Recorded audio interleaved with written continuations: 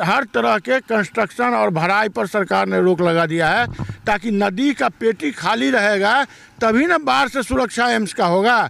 इसीलिए उसमें सरकार ने रोक लगा दिया है। लेकिन उसमें भी सो हम लोगों का ज़मीन है, हम पंचोब का ही पूरा ज़मीन है।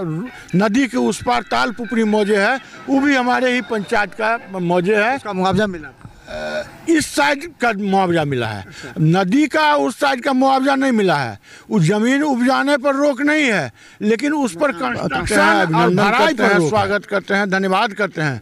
साथ साथ माननीय संजय झा जी, माननीय मुख्यमंत्री नीतीश कुमार जी तो लगे ही थे। इसके साथ साथ यहाँ महागठबंधन दल के तमाम लोग, सभी वामपंथी पार्टी के लोग, सारे लोग, और उसके अलावा दरभंगा शहर के बुद्धिजीवी नागरिक मंच बना के लगातार आंदोलित रहे और उन्होंने लगातार प्रस्ताव पारित करके सरकार को दिए, जो बलिया पंचोब ग्रीन फील्ड में ही एम्स बने, जहां ना जाम की समस्या होगी और पूरे मिथिलांचल के लोग 1.5 घंटा 1 घंटा से लेके 2.5 घंटा के अंदर में कोसी तक के लोग यहाँ आसानी से आ सकेंगे। इसके लिए हम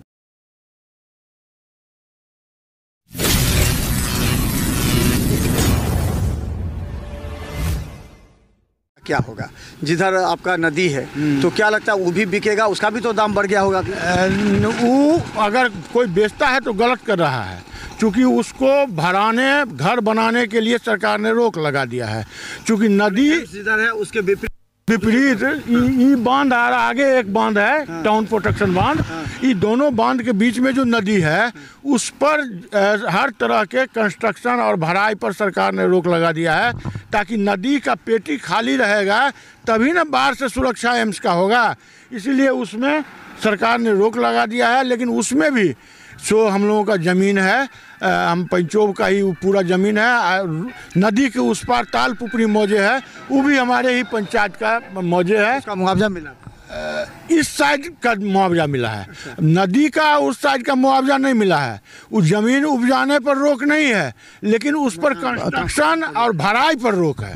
अच्छा, क्या लगता है कि कितना रोजगार के साधन उपलब्ध होंगे पूरा इधर हनुमान नगर प्रखंड का? यहाँ पर रोज़गार बहुत ज़्यादा उपलब्ध होगा।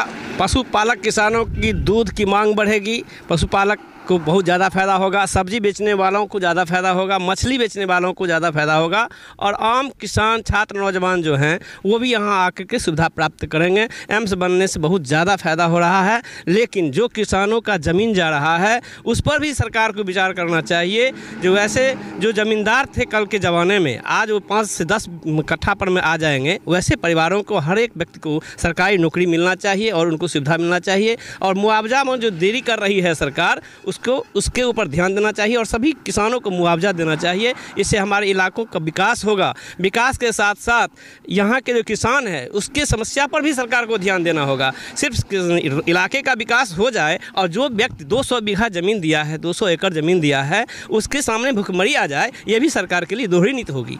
इसीलिए हम प्रशासन, मीडिया के माध्यम से कहना चाहते हैं जो किसानों की समस्या को ध्यान में रखकर सबसे पहले मुआवजा जो है वो यथाशीघ्र भुगतान किया जाए, और इस इलाके का विकास तो होगा ही, एम्स बनने से विकास होगा ही। तो चलिए ये देखिए, हमारे इस तरफ देखिए पूरा जो ज़मीन है, और अभी कुछ देर में दरभंगा डीएम यहाँ पहुँचेंगे और पूरे प्रशासनिक अधिकारी यहाँ पहुँचेंगे, और जो अमीन है उनको बताया गया है कि आके इसको पूरा आइडेंटिफाई कीजिए, पूरे एरिया को आइडेंटिफाई कीजिए। और हम आपको दिखाते हैं, आइए मेरे साथ, दिखाते हैं वो स्थल जहाँ जो बीच है, बीच का स्थल है, जिस बीच के स्थल में आपको देखिए, दूसरे तरफ दिखाते रहिए, ये तमाम वो जगह हैं 187.44 एकड़, जिसका विधिवत शिलान्यास भारत के प्रधानमंत्री नरेंद्र मोदी करेंगे। और आपको बता दें कि झारखंड में चुनाव है तो बिहार के लोग को भी प्रभावित करेंगे, क्योंकि झारखंड से बहुत से लोग बिहार में यहाँ भी आ सकते हैं, उनके लिए भी अलग रास्ता है।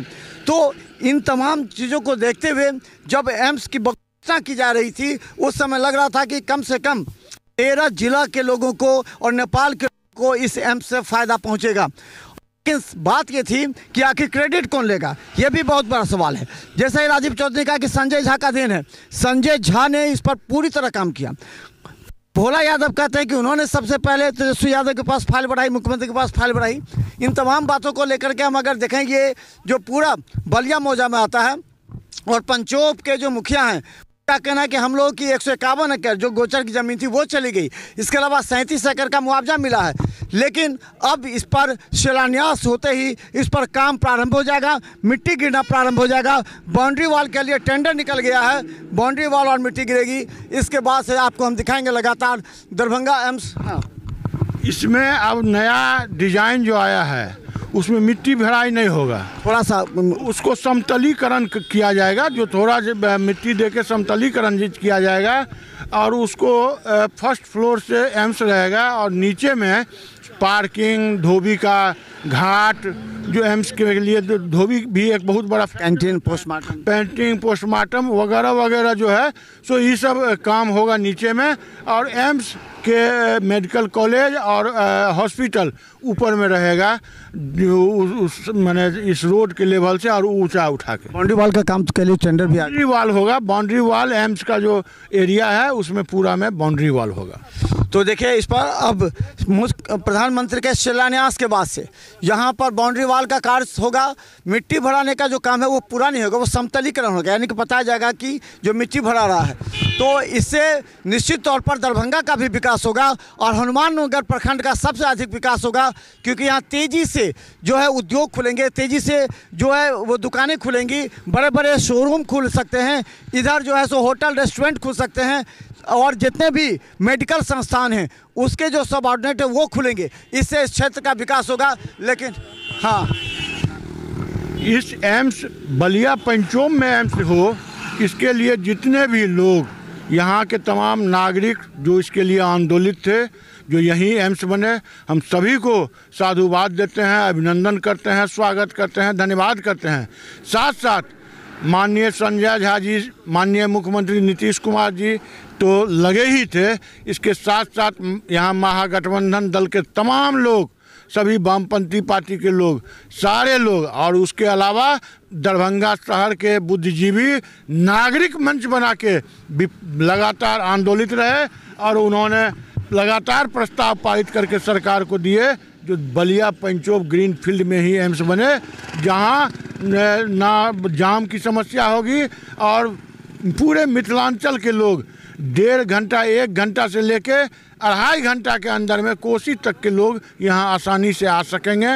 इसके लिए हम तमाम लोगों को, जो भी यहाँ एम्स निर्माण के लिए आंदोलित थे, सहयोग किए, सभी लोगों को बहुत बहुत धन्यवाद।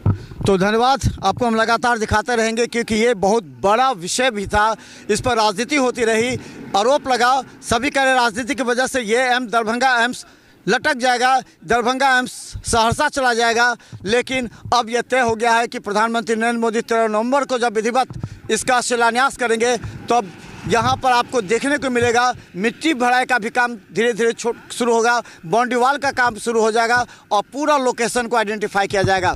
तो अभी थोड़ी देर में हम दिखाएंगे कि दरभंगा डीएम के साथ तमाम पदाधिकारी यहाँ पहुँचेंगे और वो इस स्थल का निरीक्षण करेंगे, क्योंकि शिलान्यास की तिथि तय हो चुकी है। तो देखते रहिए, हर अपडेट हम आपको दिखाते रहेंगे। धन्यवाद।